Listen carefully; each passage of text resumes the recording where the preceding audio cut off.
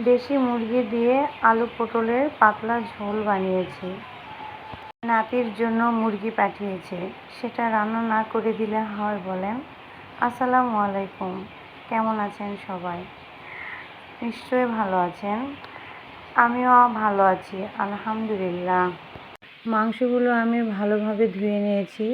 এরপর এটাতে আস্ত গোটা রসুন, পেঁয়াজ, কাঁচামরিচ, গরম মশলা বাটা, হলুদ, একটু শুকনো মরিচের গুঁড়া, তারপরে লবণ আর একটু তেল দিয়ে খুব সুন্দরভাবে তরকারিটা মাখিয়ে নেব। আপনারা তো জানেন আমি হাত দিয়ে মাখা তরকারি বেশি রান্না করি। হাতে মাখা তরকারি আমার কাছে খুব স্বাদ লাগে। তো এভাবে তরকারিটা যত মাখাবেন ঠিক ততটাই স্বাদ আসবে।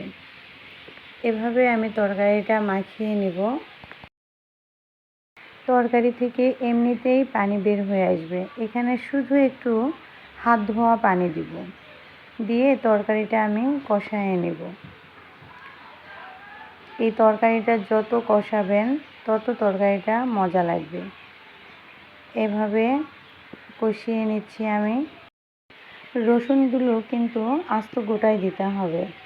এরপর দেখেন তরকারি থেকে কি সুন্দর তেল বের হয়ে আসছে। এরপর এখানে আমি কেটে রাখা পটল আর আলু দিয়ে দিচ্ছি। আজকের রান্নাটা আমি পটল আর আলু দিয়ে পাতলা ঝোল করব।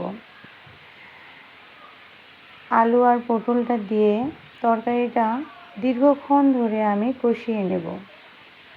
এটা যত কষাবেন তরকারিটা তত মজা আসবে।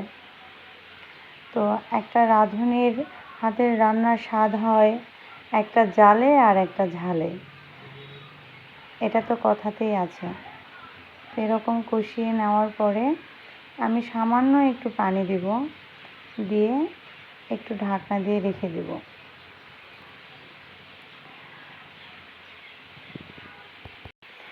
আমি প্রায় তরকারি হাতে মাখিয়ে রান্না করি। আপনারা কিভাবে মুরগির মাংস রান্না করেন প্লিজ আমাকে কমেন্ট করে জানাবেন। আমার রান্নাটা যদি আপনাদের ভালো লেগে থাকে তাহলে অবশ্যই বাসায় বানাবেন। এই তো প্রায় ভাজা ভাজা হয়ে গিয়েছে। এবার আমি এখানে ঝোলের পানি দিচ্ছি, যেহেতু একটু পাতলা ঝোল করব। এই তো আমার রান্না প্রায় শেষের দিকে, নামিয়ে নিয়েছি। এরপর আমি এখানে একটু ভাজা জিরার গুঁড়া দিয়ে দিব। এই ভাজা জিরার গুঁড়াটা দিলে তরকারির ফ্লেভারটা এত সুন্দর আসে, অন্যরকম একটা স্বাদ চলে আসে। আমার রান্না হয়ে গেছে, এবার আমি বাচ্চাকে খাওয়াবো। আপনারাও এভাবে বাসায় রান্না করবেন। রান্নাটা এত স্বাদ হয়েছে, মাশাআল্লাহ। আমার ছেলের খুব পছন্দ হয়েছে, ও খুব মজা করে খাচ্ছে। সবাই আমার বাচ্চার জন্য দোয়া করবেন।